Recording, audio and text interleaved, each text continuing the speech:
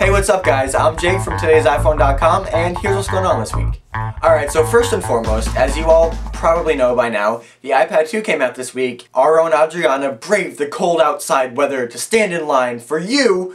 Well, actually no, it was mostly for her because she got a new iPad. But also for you to watch a video of her unboxing and hands-on of the iPad 2. So if this interests you, definitely go to TodaysiPhone.com and check it out. She got the white 16GB version and I gotta say, it looks pretty sick. Now yesterday I drove to my local Apple store to just get my hands on this new device even though I can't actually buy it yet. Honestly, it's not that big of a difference between the old iPad and the new iPad. The main thing that I noticed was just how thin it is and the overall build quality with the glass and the aluminum.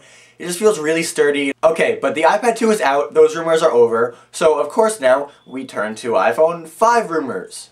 Because why wouldn't we? Now this latest one comes out of Ideals China, and what it seems to be is just a diagram of iPhone 5. Now these are usually used by accessory manufacturers to get the specifications right for their product, and it's not unheard of that they get these early. What's interesting about this one though is that it does not have a curved back, like many rumors were speculating the iPhone 5 would have, and it basically looks just like the iPhone 4, except it is rocking the larger 4-inch screen. Now, I don't know if these photos are legit, but if you remember, the guys over at Ideals China were the ones responsible for leaking spot-on 4th generation iPod Nano specs. But either way, it's only a couple months till June, and then we should know exactly what Apple is thinking about the iPhone 5 when they announce the iPhone 5. Then we can start talking about the next iPod Touch. You know, I hear it's gonna have a hologram maker, a DVD burner, and it'll make you soup when you're sick.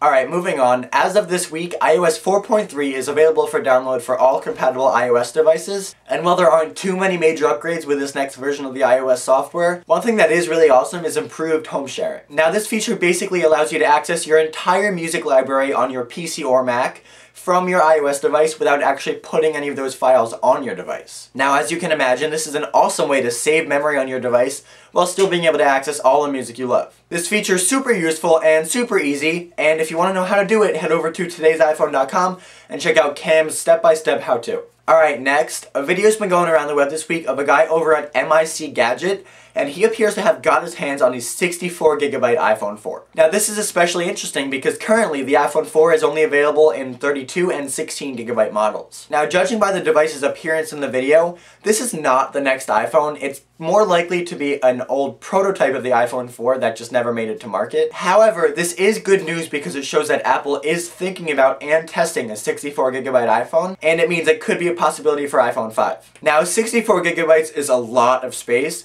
definitely bigger than anything on the smartphone market right now, but I want to know what you guys think about this. If a 64GB iPhone did come to market, do you think you would use that much space? I mean, would you just cram your device with videos or the thousands of songs you have in your iTunes library? Or would you still go with the cheaper 16 or 32 gig model?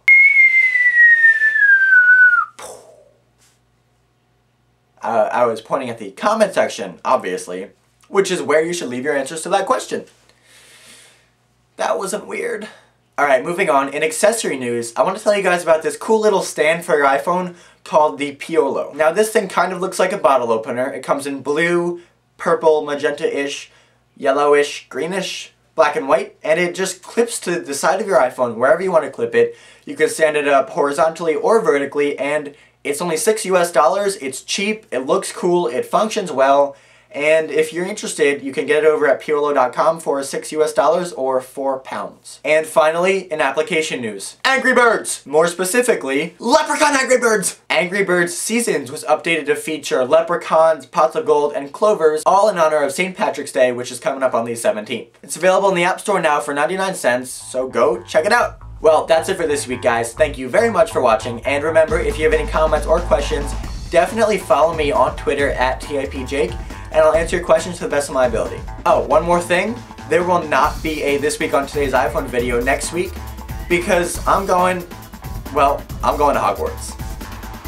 But definitely stay tuned to TodaysiPhone.com. I'll still be posting my iUniversity article on Thursday, and there will still be tons of other iOS goodies for your enjoyment. But as always, for more news, views, and reviews, definitely check out TodaysiPhone.com. Wingardium Leviosa!